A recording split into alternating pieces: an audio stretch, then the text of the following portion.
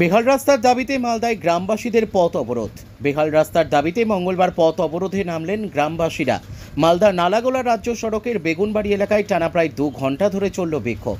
অভিযোগ, হবিপুর ব্লকের কানতুরকা গ্রাম পঞ্চায়েতের বেগুনবাড়ি থেকে উত্তর সিংড়া, দক্ষিণ সিংড়া, কাইসাবাড়ি হয়ে কলাইবাড়ি পর্যন্ত রাস্তার অবস্থা দীর্ঘদিন ধরেই শোচনীয়।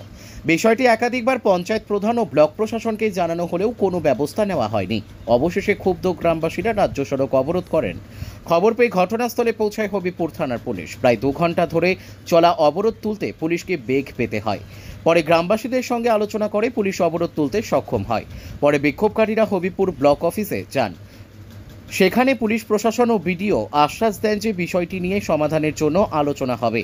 আশ্বাস পেয়ে গ্রামবাসীরা বাড়ি ফিরে যান। ব্যুরো রিপোর্ট, আমাদের টিভি।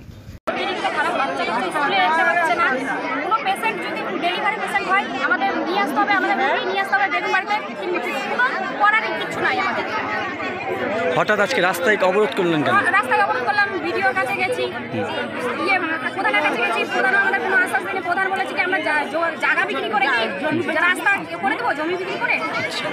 আর বিডিও স্যার কি বলেছে? ভিডিও স্যার বলেছে কোনো স্যাংশন নাই এখানে, মানে রাস্তার কোনো স্যাংশন। কোথায় করেছেন অবরোধ?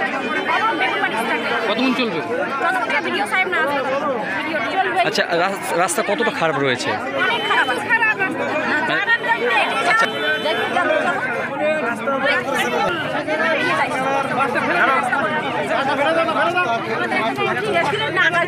তার জন্য আজকে পদক্ষেপ, যদি আগামী দিনে রাস্তা না হয় কি করবেন? এবার পদক্ষেপ করবেন।